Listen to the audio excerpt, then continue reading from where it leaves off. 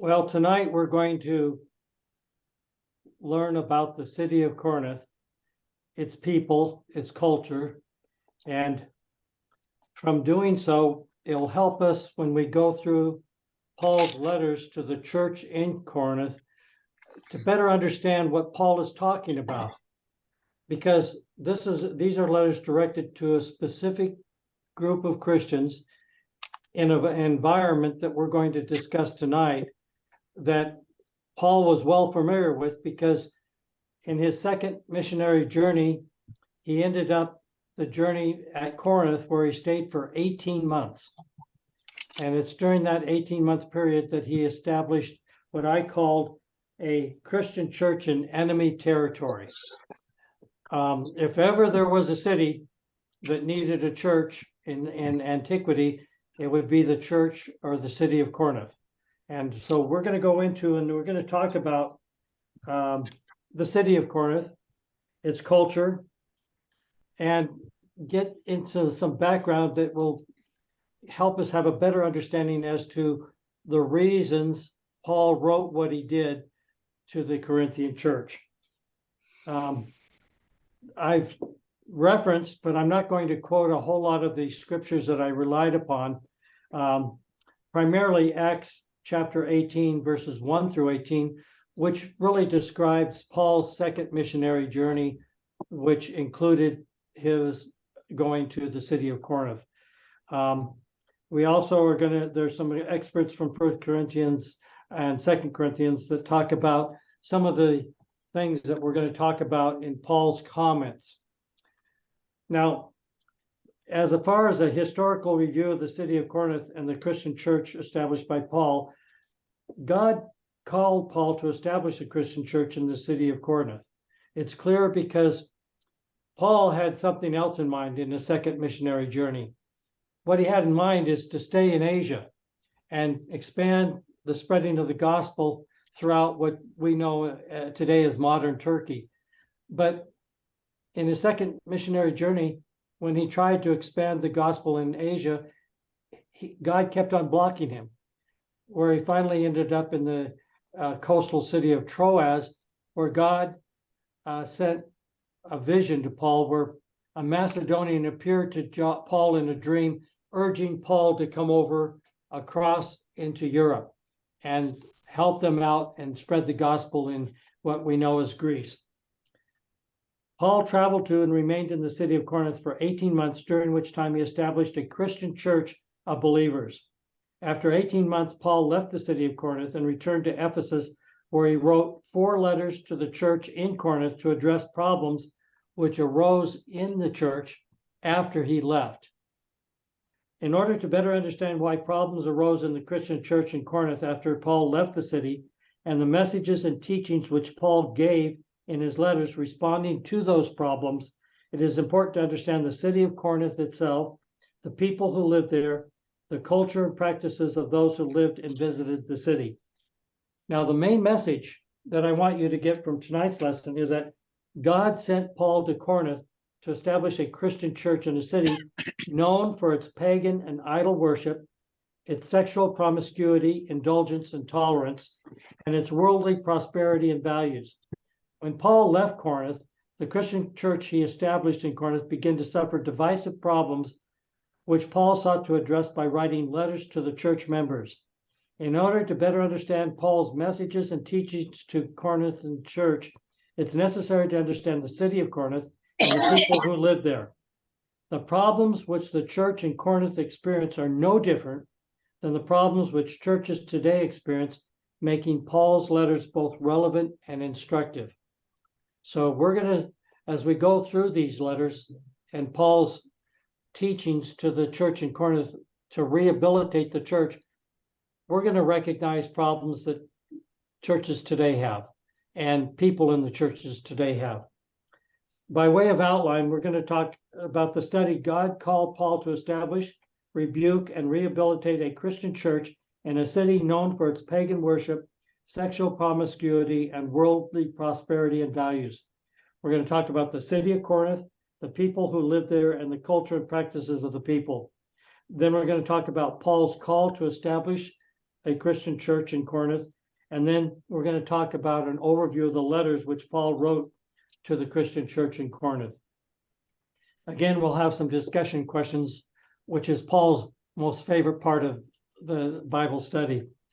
So let's get to the study itself.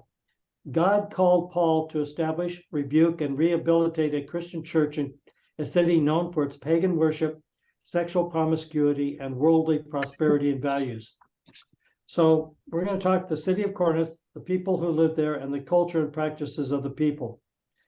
Now, by the time Paul arrived in Corinth, the city was a prosperous, cosmopolitan, meaning made up of people from all ethnic groups, from all regions of the Mediterranean, and a worldly center of commerce, manufacturing, and pagan worship. The ancient city of Corinth was first established because of its terrain, was well suited for defense, and the surrounding area contained abundant resources to export marble and produce brass or bronze. Now, the city is located on a plain and adjacent to a large outcropping. It's almost like Rattlesnake Mountain on top of the plain where the city of Corinth was. This high outcropping was suitable for defense because in the early days when Corinth was established, they needed to have fortifications or a place to go if the city was ever sieged. And they would run up to the top of the mountain, and then they were on the high ground where they could outlast the enemy. This high mountain, the Acro Corinth, was a place that had a spring that provided sufficient water. It reminded me of when Hezekiah planned for the defense of Jerusalem.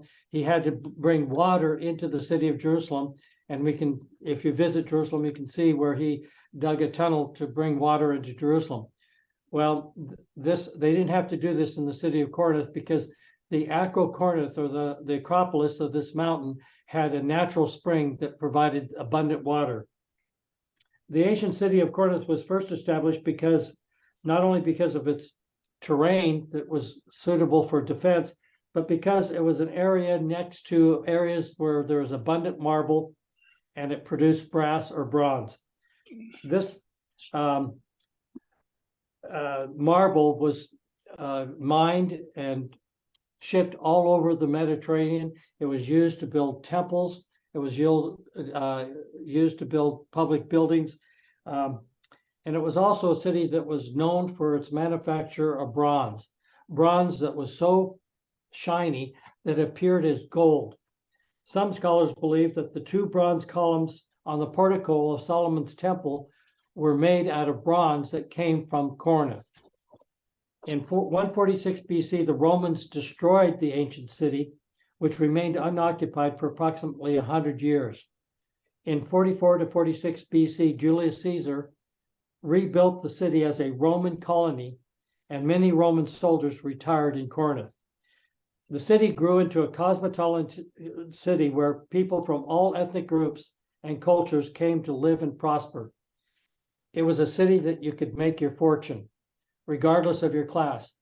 Back in the ancient world, people were assigned to a class by birth, and it was very difficult for people to have upward mobility into a new class. In Corinth, you could apply a trade, you could gather wealth in the merchants and the sales that were going on there, and you could elevate yourself to a higher class because of the prosperity of the city. The city became a Roman colony governed by a proconsul.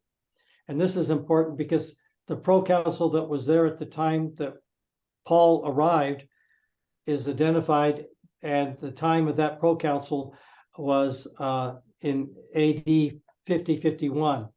A proconsul ruled for 1 year, starting in July and ending in June. So when we found that Gallus was the proconsul in Corinth in AD 51, we can attach that or assign that Paul was there because he appeared before the proconsul, being brought up on charges by the Jewish people in the city of Corinth. So we can tie in the date with the proconsul that Paul arrived in Corinth. The city of Corinth prospered because of its geographical location adjacent to this word that I had trouble pronouncing in elementary school, isthmus.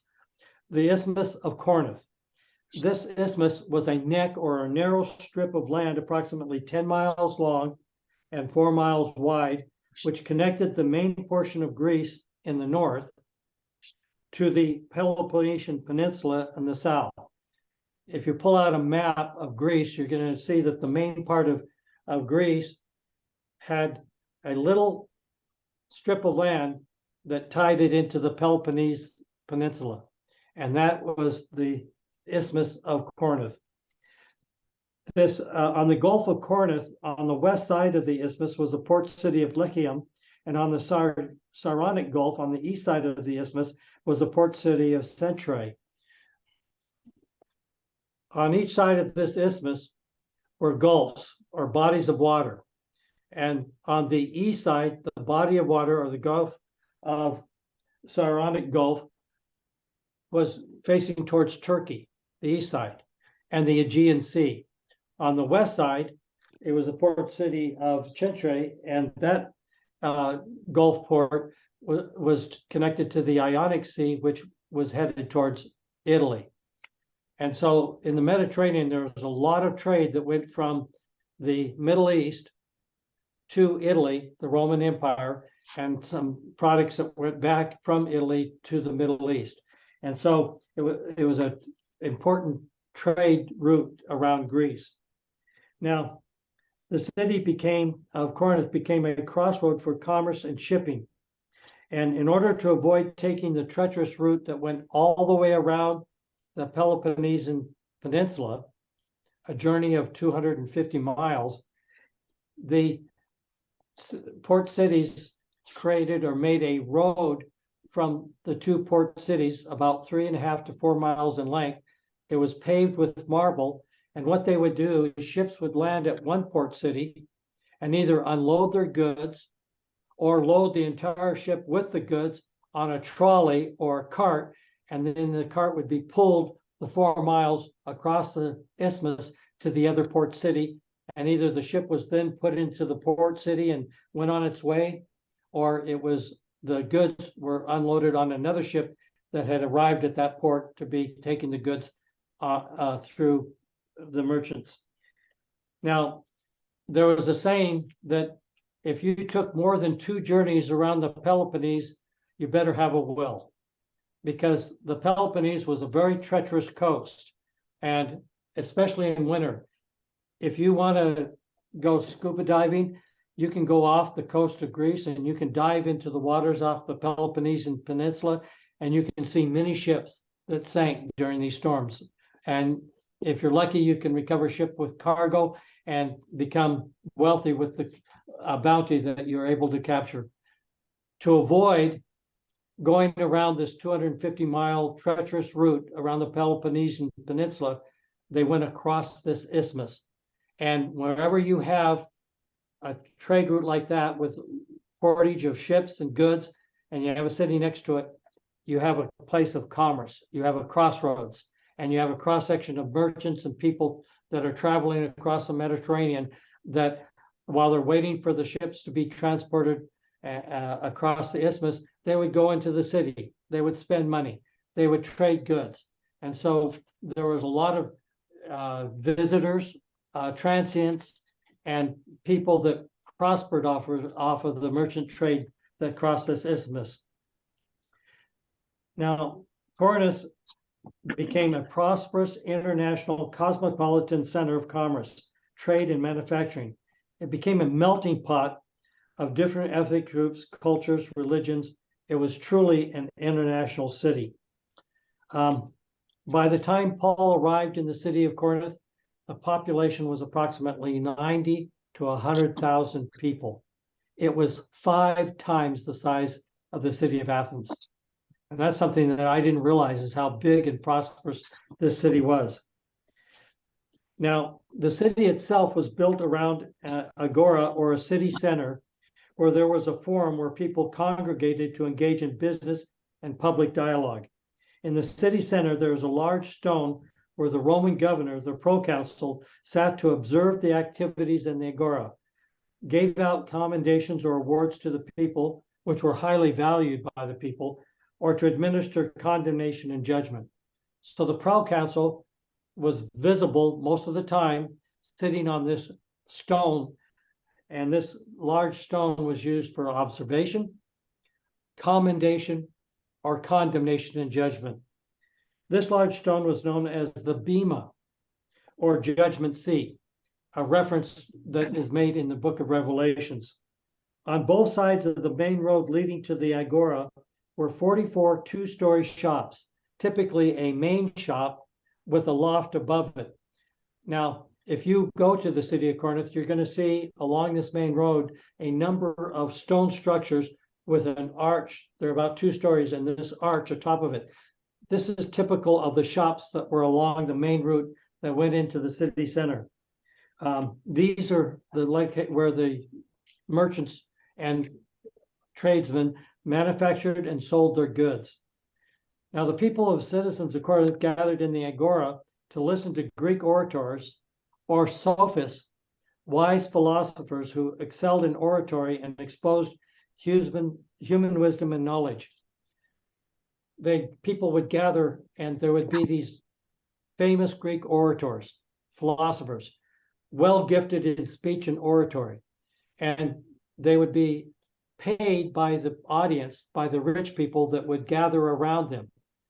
They didn't do any other work. They just sat there and talked, but they made a large fortune. These orators were wealthy, and they developed schools and followings, and people would compete, one orator against another orator, and these sophists would spur the dialogue and the people that would meet and gather in these places. The poor people couldn't afford to be associated with these orators. They couldn't pay them.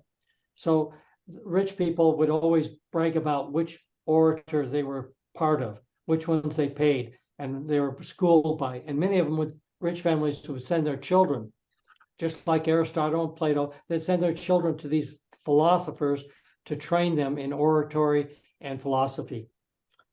When Paul came to Corinth and preached the gospel, he didn't charge for his oratory. He didn't charge for preaching the gospel. His audience included all classes of people in Corinth, including the rich, the elite, the poor, the pagan, and the Jews, regardless of their ethnic or cultural background. You'll see that in the letters that Paul writes to the church in Corinth, he talks about that he didn't come to Corinth with fancy oratory, famous speech. He came with the simple message of the gospel, Christ crucified. So the church in Corinth grew into a composite of all classes of people, which later gave rise to the divisions in the church, which Paul had to address in his letters. The fact that Paul spoke to all types of people who gathered around him, many of them became believers. And by becoming believers, the church really had rich people, poor people, Jewish people, Roman soldiers, and even the treasurer of the city of Corinth. And so it was a composite group, just like the population of Corinth.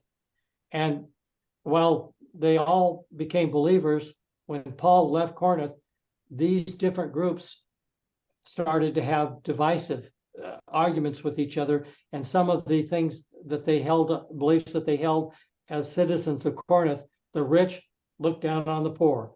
The poor felt that they weren't equal to the rich. And the Jews and the Gentiles, all these divisions started to come out. Another thing about the city of Corinth was it was near a town of Isthmus, where every 2 years, athletic games drew athletes from around the world to compete in athletic events, which included running races, throwing javelins or spears, discus, wrestling, and boxing. You're going to see in the letters that Paul wrote to the Corinthian church a lot of illustrations dealing with these games that Paul was present and witness to.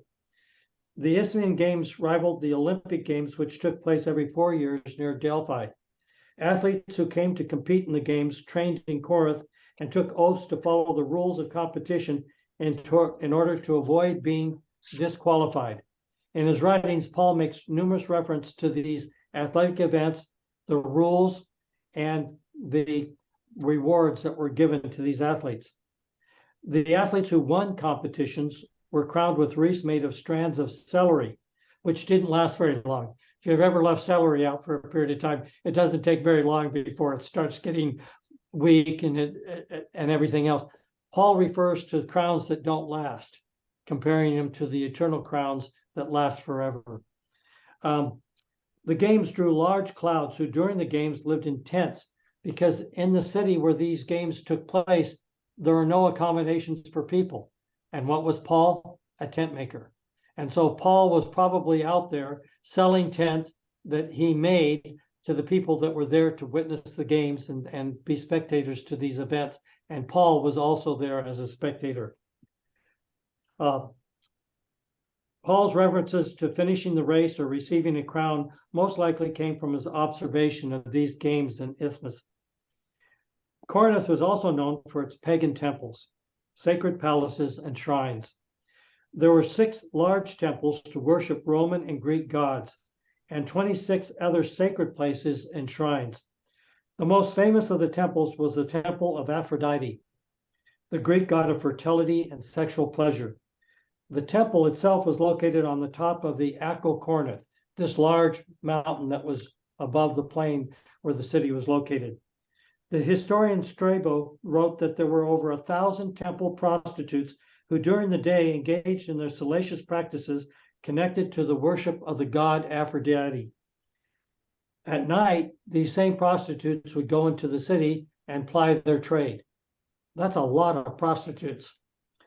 Corinth was known for its immorality and its sexual freedoms. Throughout the ancient world, the term Corinthianized was a synonymous term to debauchery and sexual licentiousness. In Greek plays, persons from Corinth were portrayed as drunkards or persons of debauchery. Corinth was the Las Vegas of the ancient world. What happened in Corinth stayed in Corinth. People could come and merchants would come and they can engage in all of these pagan worships and sexual practices, and they would be anonymous. They wouldn't be found out. And so this was one of the most difficult things about the city, and it was one of the things that Corinth was most famous for.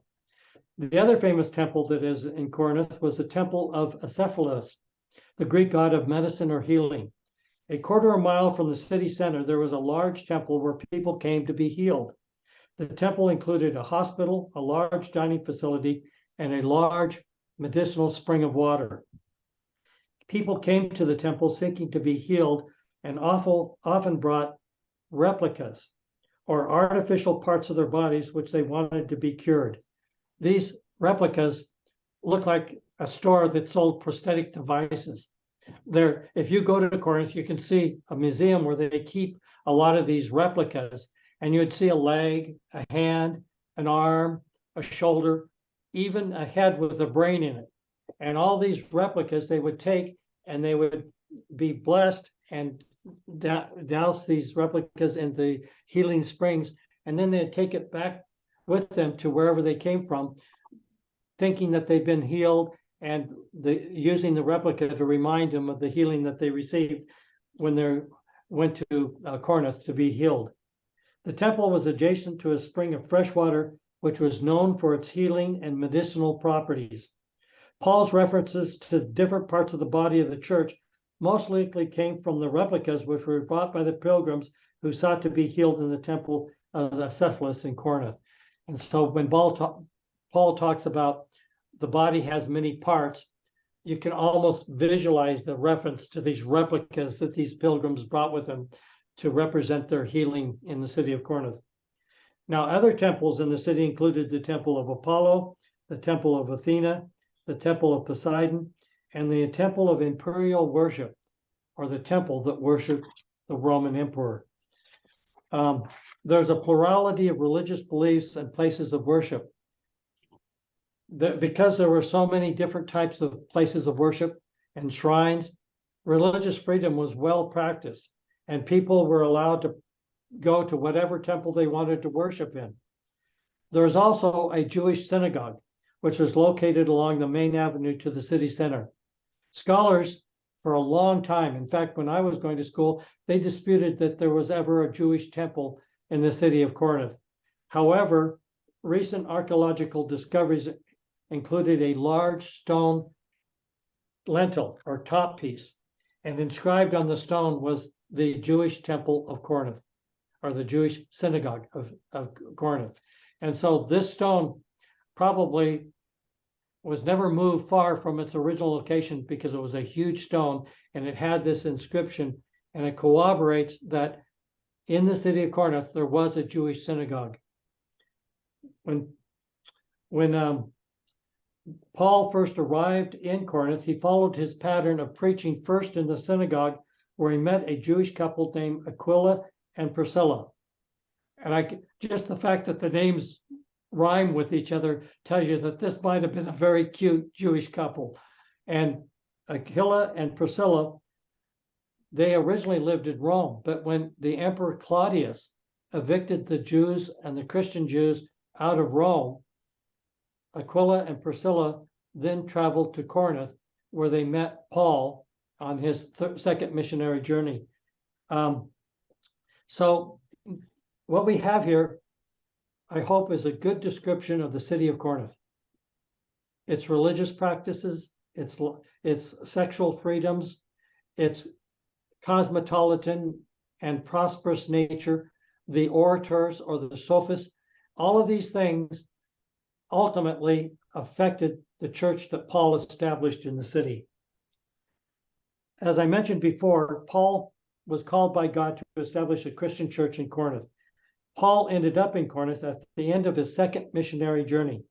In Paul's first missionary journey, he traveled throughout modern-day Turkey, which is part of the Asian continent. When Paul started his second missionary journey, he expected to expand the preaching of the gospel throughout Turkey, but God blocked his way. In Troas, which is the northwestern coast of Turkey, Paul had this vision with a Macedonian who called out to Paul, calling him to go over to Macedonia and help him out or preach the gospel. Paul took this vision as a sign from God that he was to leave Asia and cross over into Europe and preach the gospel. Paul crossed over to Europe and started to spread the gospel along the eastern coast of Greece. He preached the gospel in the Jewish synagogues in Philippi, where, as you recall in the book of Acts, he is beaten and thrown in jail. Even though the gates of the jail were thrown open by an earthquake, Paul and his companions remained in the jail, and it led to the jailer and his entire family becoming believers. The church in Philippi started with the conversion of a woman named Lydia, who is known because she produced a purple dye that was used to produce cloth. After Philippi, Paul continued his second missionary journey, traveling through Thessalonica and Athens, but eventually he was called by God to go to Corinth, where he stayed for 18 months, which, next to his 3-year stay in Ephesus, was the longest period of time where Paul preached the gospel. Paul stayed in Ephesus about 3 years. He stayed in Corinth about 18 months. He did return one time to Corinth on his third missionary journey, but these are the two areas where Paul spent most of his time preaching the gospel. As I mentioned before, when Paul arrived in Corinth, he met Aquila and Priscilla, a Jewish couple that had traveled to Corinth after being ousted from Rome, along with all the other Jews by the Emperor Claudius. That was around 50 AD. Now, when Paul arrived in Corinth, he stayed with Aquila and Priscilla, who, like Paul, were tent makers, which is the way that Paul supported himself while in Corinth. Unlike the other orators that charged for their oratory and for philosophy, Paul didn't charge for preaching the gospel. Paul initially preached in the Jewish synagogue on the Sabbath, but because of the Jewish persecution against him, he stopped preaching in the synagogue and started preaching in the agora, or public square, drawing crowds from all walks of life. Throughout his preaching and through his preaching, Paul established a small church of 100 to 150 believers, who, like the city of Corinth, was a composite of believers from all economic classes and walks of life. Think of how small this church was in comparison to the population of Corinth, a population of 90 to 100,000 people, and Paul established a foothold, a beachhead, a Christian church in this very evil city. After 18 months, Paul left Corinth and returned to Ephesus, taking Aquila and Priscilla with him. Following his departure, other disciples and teachers came to Corinth. One of those was Apollos, a well-educated spoken believer from Alexandria, Egypt, came to Ephesus. At Ephesus, he learned that he had not yet received the Holy Spirit or received baptism. And Aquila and Priscilla completed his conversion. And with that, he was armed to preach the gospel, the entire gospel. And Paul sent Apollos over to Corinth to continue the preaching of the gospel in the city of Corinth. As Apollos arrived, people that were in the Christian church in Corinth recognized that Apollos was a much more gifted speaker than Paul. And many of them began to follow Apollos and reject Paul as their leader. They started choosing, like a lot of the people in Corinth did, their leader, their teacher. And Apollos was recognized and given credibility over Paul. You're going to see in his letters where Paul addresses the problem of favoring human preachers instead of just favoring Christ and the gospel of Jesus. In addition to Apollos, many scholars believe that the apostle Peter also came to Corinth to preach, and many of the believers in Corinth started to follow Peter.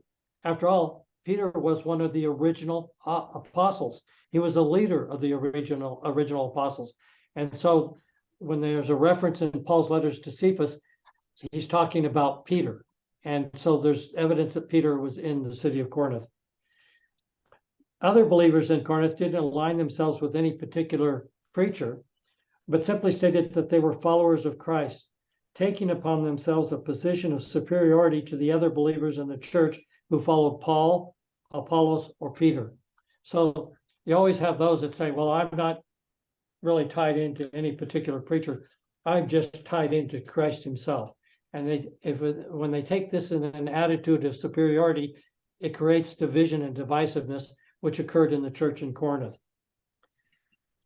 Because the believers in the church in Corinth attached themselves to specific church leaders, the church became divided after Paul left.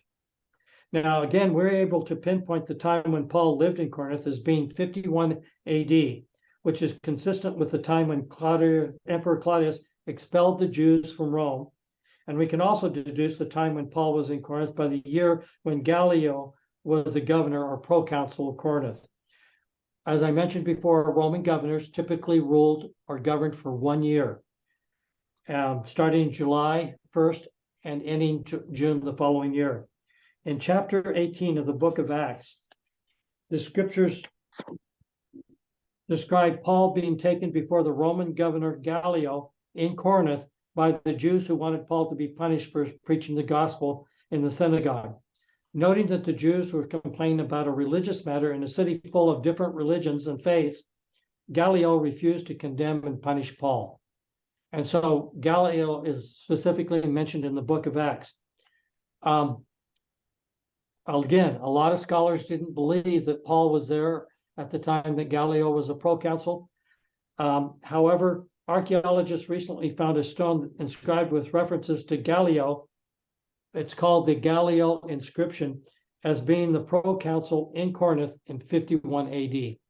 And so archaeological evidence has been discovered to corroborate what is taught in the scriptures about in the book of Acts and in the book letters to the Corinthians. Now we're going to go ahead and talk about the letters which Paul wrote to the Christian church in Corinth.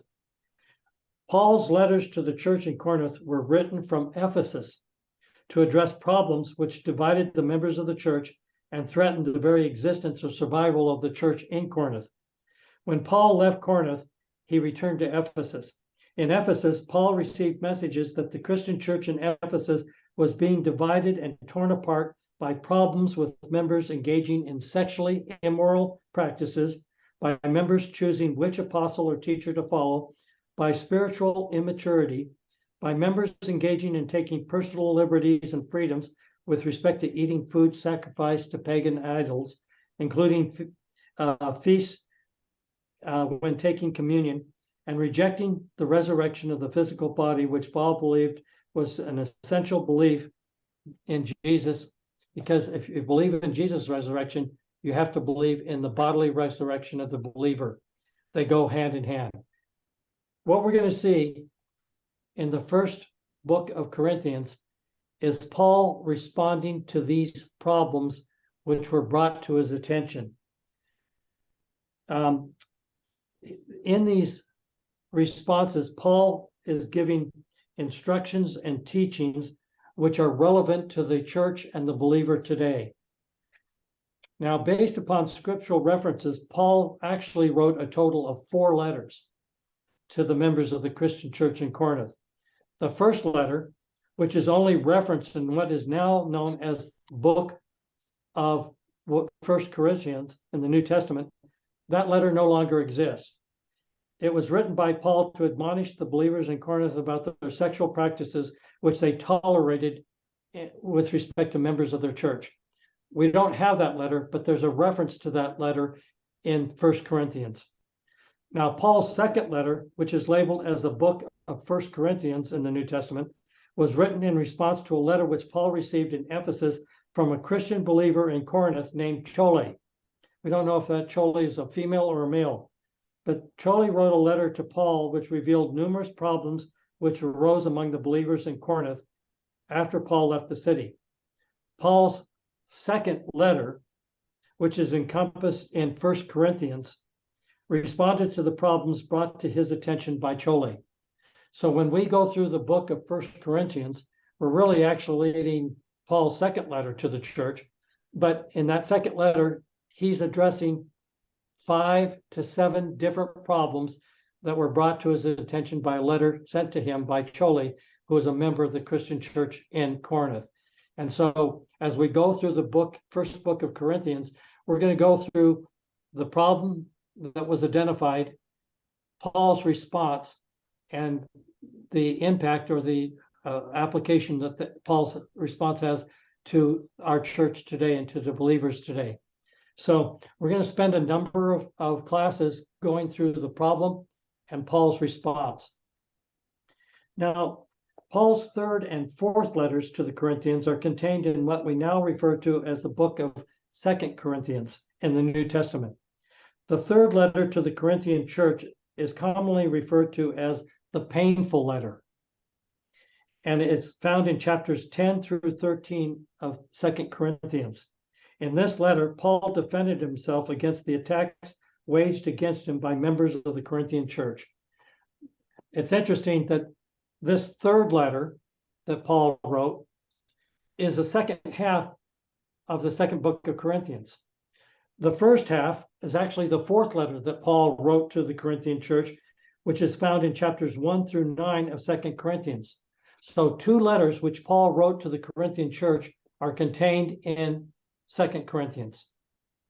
The painful letter, which is the second half of 2 Corinthians, and the other letter, which was written by Paul to express his gratitude for the change of heart and restoration of the church members in response to the letter that he first wrote to the Corinthian church, responding to the problems identified by Chole.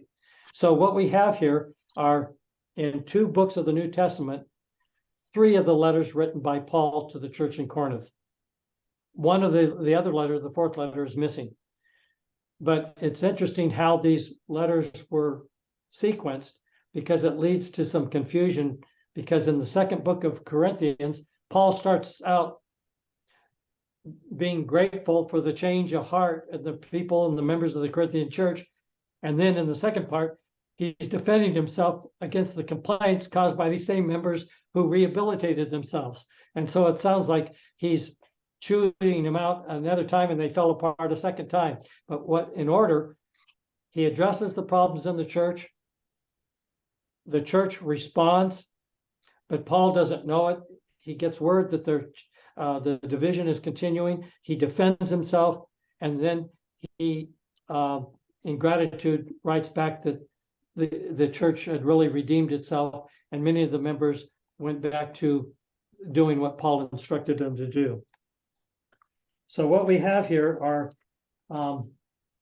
the 2 books sent to the Corinthians containing 3 of the 4 letters written by Paul. And this is going to be a marvelous study because what Paul writes not only covers essential elements of the gospel that we need to understand, but it also clarifies Paul's thoughts on gray areas that were never discussed in the gospel. And a lot of these teachings in these gray areas are insightful in how Christians today should behave when dealing with things that are not specifically covered in the Bible, but still have an impact on the growth of the church and the unity of the church today. So as we go into the 1st and 2nd book of Corinthians, we're going to look at how Paul instructed, healed, and added comments for the benefit and growth of the church in Corinth. So with that, we've got a pretty good idea of why God sent Paul to Corinth to establish a Christian church in enemy territory. And the church that he established wasn't a very big church, but his letters had a great impact on the church as it grew throughout history. So now what I'd like to do in the introductions to new books that we're going to study is to give you the big picture, give you a context so that when you read the specific scriptures, you can understand them better and understand how they fit into the big picture message that's being said in these letters. By implications, conclusions, and applications, God called Paul to carry the gospel to the city of Corinth, which was known for its worldly values and vices, sexual indulgences, cosmopolitan population, because the city and its people represents the same characteristics of cities throughout the world today where the gospel needs to be preached. Corinth was a city which thrived in enemy territory. Paul was sent to establish a Christian foothold or beachhead in enemy territory. As we will learn, in order for Christianity to thrive, the church must separate itself from the values and vices of the surrounding community, and its believers must mature spiritually, remain obedient to the gospel message, and maintain unity with one another. Paul's message to the Christian church in Corinth is a message to all Christian churches throughout the world today. Amen. Amen.